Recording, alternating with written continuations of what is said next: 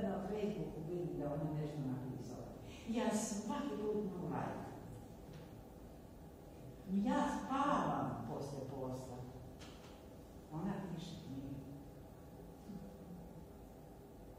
I sad su je u Makedoniji, u Srbiji, u Bosni i Hercegovini. Sad je ona zavladala cijelim ovim našim područjem. Na stotine knjiga izašlo. Ja se sjećam kad sam ja bila baš jako mala, mi smo živjeli u Splitu, u centru grada, to vam je kao jedan dvor. Onako nekoliko kuća, a između tih kuća je jedan mali prazni prostor. I onda bi došlo na kiosk Grička lješnica i koja bi prva uzela taj ona bi sila na vančić, na onu malu klupicu i čitala, a sve bi se žene okolo skupile. To je bila Zagorka. Ljudi su se ismijavali. Ljudi su se neki ismijavali, neki visoki intelektualci. A Zagorka je danas shvaćena kao jedan jako važni kamen u građenju naše književnosti. Ja mislim, to je to što ja vama probam reći, da za svakoga od nas ima knjiga i da uopće nema ništa ni uvredljivo, ni glupo da neko voli čitati Kate Mitchell, ona sebi dala taj pseudonim, znate, Kata Mitchell. Kate Mitchell je kao da je to preko stranski, pa je bilo malo kao bolje, ne. Neko će to čitati, neko će čitati Zagorku, neko će čitati, ne znam, Šenovu, neko će čitati, znate ovoga Ludova, ja tu reću upotrebljavam, isključivo u pozitivnom smislu te reći, ovog genijalnog Damira Karakaša. Jeste čuli za njega? On je tako otvoreno pisao o tome što se u njegovom rodnom kraju događalo. Ja ne znam, ali pretpostavljam da je mnogim ljudima se tako zamjerili. On ima predstavljanje knjiga po cijeloj sad već Evropi. Ali ne u svome rodnom mjestu, niti u knjižnici koja je blizu njegovog rodnog mjesta. Ali ne samo to. Njemu se pred neko vrijeme dogodilo da su ga po mraku nekoliko ljudi preveli skoro na smrt.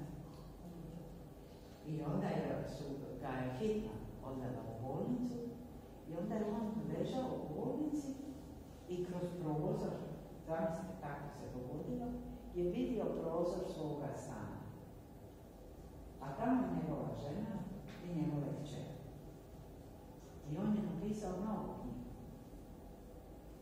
o tome šta se to sve njemu dogodilo i kako je on to nosio i tako da. To je jedna čudesna priča. On je, ja se ne bavim toliko književnosti, mislim, ali gdje god nešto malo dotakne i shvatim, čini mi se da je to itekako bitno i da je to kao još jedna dimenzija našega života. Znači, kako ono ima dužina, širina, visina, pa onda kažu vrijeme da je četvrta dimenzija. Moja književnost je 5, 6, 7. Evo, tako ja vam rekao. Za shvatim gdje mi živimo. Treba pročitati ko je to istukao Damira Karakaša. I kako šta je to bilo? Zamislite kako ih je izgleda točno, toliko je to pisao da ih je uvalo u srce. Čak je i film snimljen. Sad se snima neki novi, će se snimati film po nekoj njegovoj knjizi. Čudo je. Ne znam se li čitali 8. povjerenika. Jesu film njegov. Film je bio predmet. To je knjiga koja doma cijeli jedan svijet. Ajde još nešto kaže. Evo ja bih spomenula jednu knjigu koja me baš onako jako me zadojmila. Moj sin, kako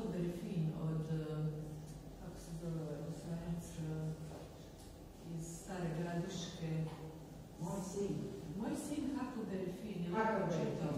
Kako se zove? To ona aludira na ovoga prijatelja od Tom Sawyera, jel?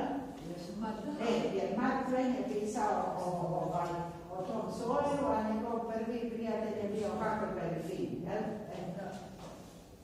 To se čitali? Da, ali sam trenutak da ukucam moj, jer sam sad je evo...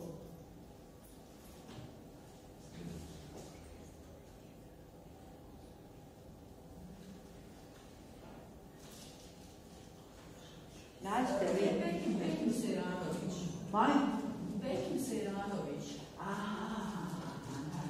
Uglavnom, to je knjiga u kojoj on kaže svog oca, rat ih je razbio po cijelom svijetu njegovu obitelj i onda on iz Norveške, gdje živi, studira, radi, dolazi u Staru Gradišku i ide sa Alom kao putuju na Crno more. On je jedan Japanac koji on njemu snimio dokumentarni film.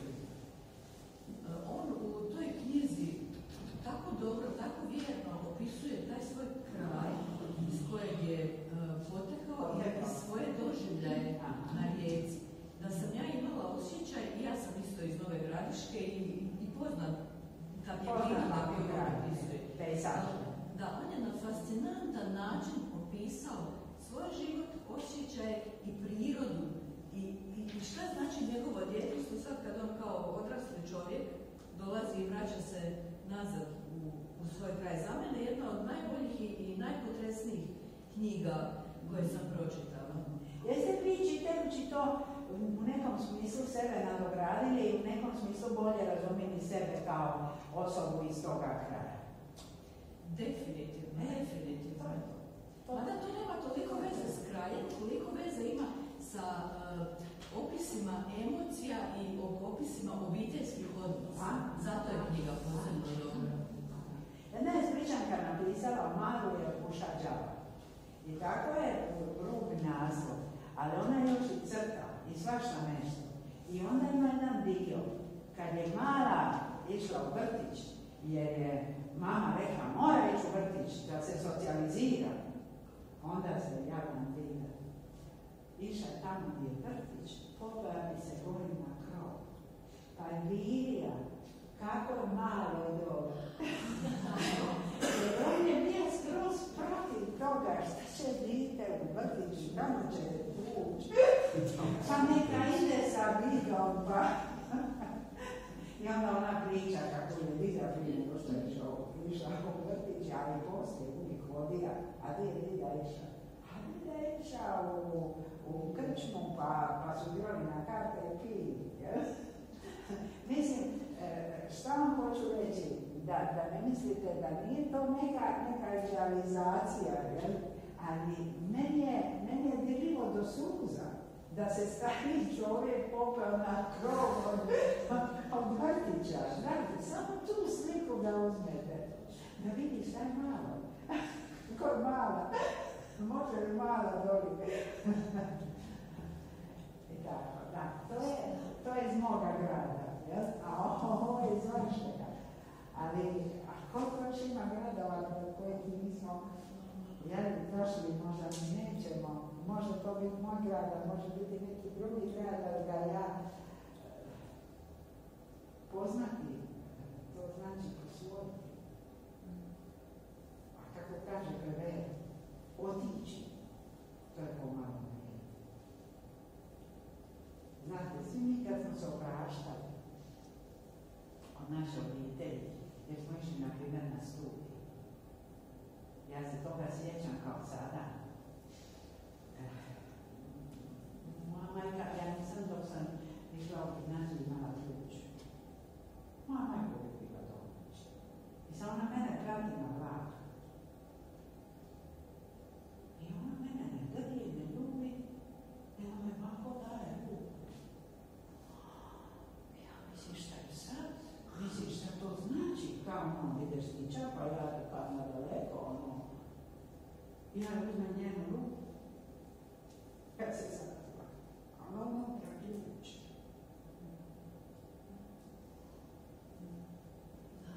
Ona mi dala ključ, mislim. Na meni sve rekla, šta? Ja sam otišla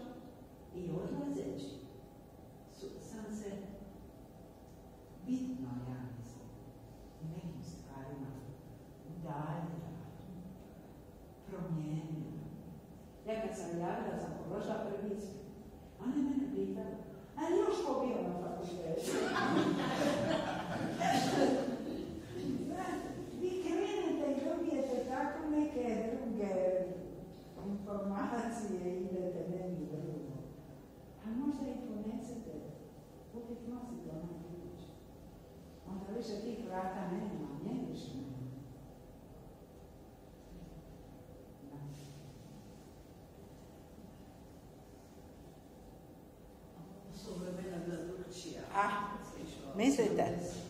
Mislite da su bila drugčija, a jeste vidjeli, nije slikala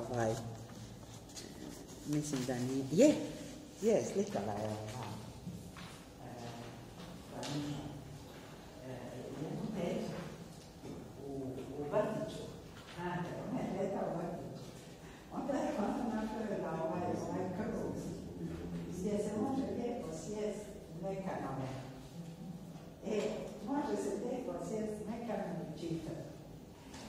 Ima nekih, šta vam hoću reći, osim emocija koje čovjeka obuzimaju u pogledu čitanja, ali ima i nekih praktičnih stvari. Ovo je jedna praktična stvar. Ti staviš u vrtić. Jedan lijepi okrugli ovako mjesto, spužvasto, gdje se ovako može ući pa sjest pa čitati. Ili, da ja recimo, mislila sam da nešto govorite o tome. Ili, jedna praktična stvar, znate, stvari imaju raznih aspekata i dimenzije. Gradska knjižnica Rijeka je za osobe slavne dobi bitno smanjila upisninu knjižnice. Eto, a sad vidite. Ništa, nikakva velika filozofija. Ali ako mi plaćamo, nemam pojma, 50, oni plaćaju 10. I sad, ako si ubiljeni, kako ću se upisati, na razne načine mi možemo pravu stvar sadržati. Možemo napraviti ovaj krug, možemo smanjiti upisninu, možemo napraviti čitalački krug, možemo svjesni toga da će to pomoći osobu koja dođe i nekako se baš ne snalazi u knjižnici. Možemo vidjeti, bilo ona čitala ovoga pisca iz Gradiške, ili ovoga Ličanina, ili ona možda Spličanka, pa je se svidila ova mala Spličanka, znate?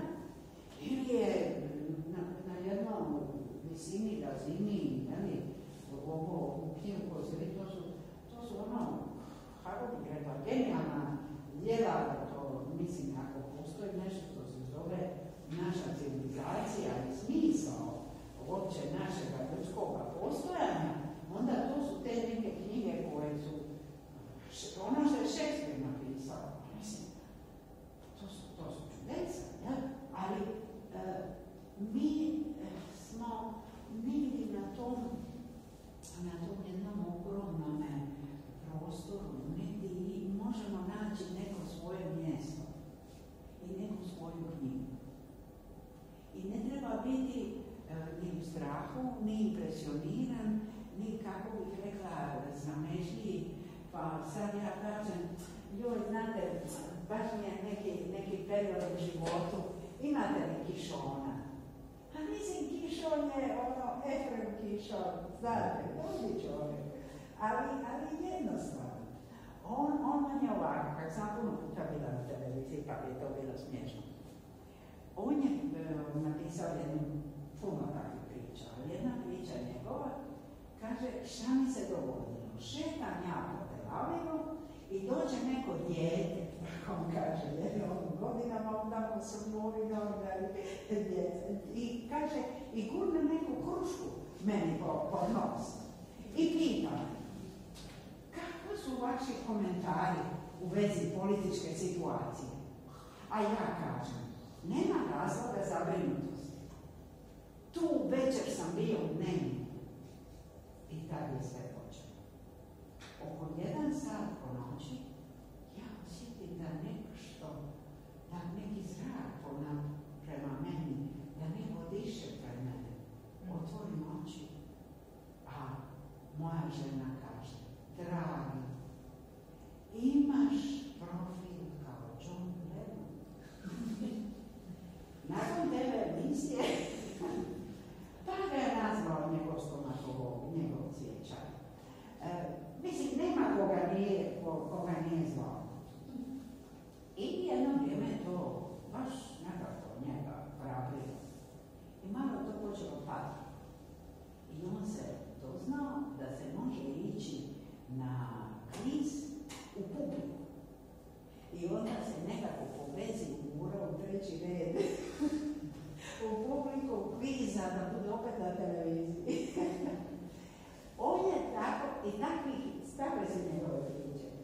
tako svakodnevni naš život, onako na jedan smiješan način pretjerujući.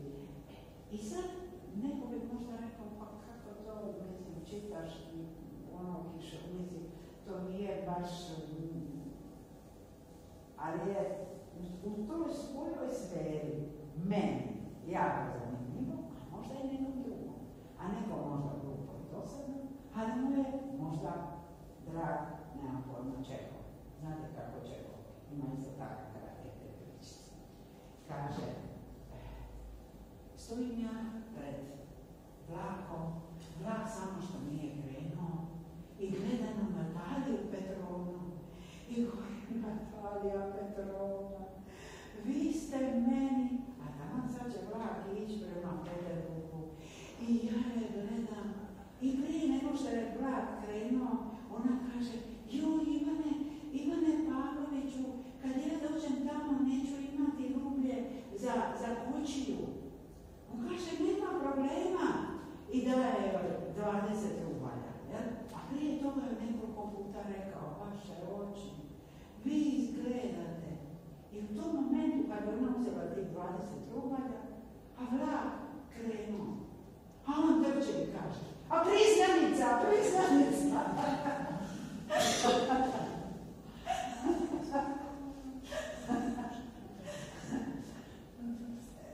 To su na razne načine mi možemo drastično, šaljivo, duboko umno, pametno da moraš čitati u knjigu 10 puta. Ili jednostavno, ali mislim da naš svaki taj ulazak u književnost može obogatiti.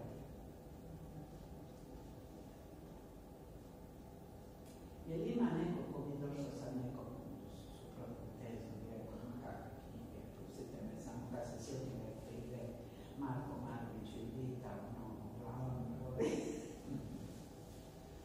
Pa slušajte, u toj dobi vi ne razumijete to. Nije bilo vrijeme. Da, mislim, ja ne znam, sve smo na silu morali čitati to. A, još i sila.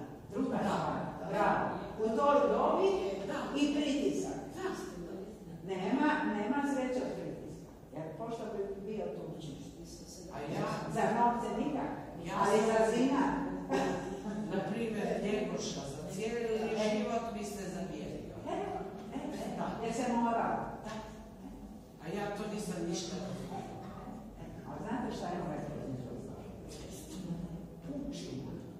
Nije rekao puk, nego je potrebio augmentativ. Pučina, jedna stoka vrtna. Znate, ovdje, kad sad vidite kako neke krupne, kako bih rekla, gomile ljudi, rade neke strašne stvari. Onda ja mislim da je to tako sažeto u toj jednoj rečenici.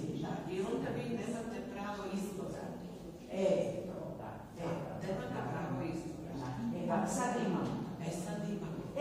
Sad kad smo u trećoj dobi, sad je naš izbor širok. U svemu. Šta vas sad ima? Ja uopće ne čitam ove knjige, da tako kažem, izmišljenje. Ja čitam iz godinama već memoarsku literaturu. Znači ono koji su ljudi, neki poznate osobe, daju... Pisali svoje memoare o svojim stvarnim događajima. Tako je. Da. I njihovo gledište, kako se je to dešavalo, negdje su bili direktni sudionici, negdje indirektni. Onda neke povijesne knjige, na primjer, koje opisuju od Zrinskih Frankopada, njihove vladavinu, tako da sam... Romantizirana povijest. Mene čisto činjenice baš stvari ne zanimaju. Ne zanima mene da neko smišlja i neki lik provodi kroz cijelu knjigu ne. Mislim, on je baš fakt. Baš fakt. Šta je Milja vino? Eto, i to kreće, recimo ono, od Prvog svjetskog rata na ovamo. To mi je 20. stoljeće mi je najbliže. Dobro, i najbliže.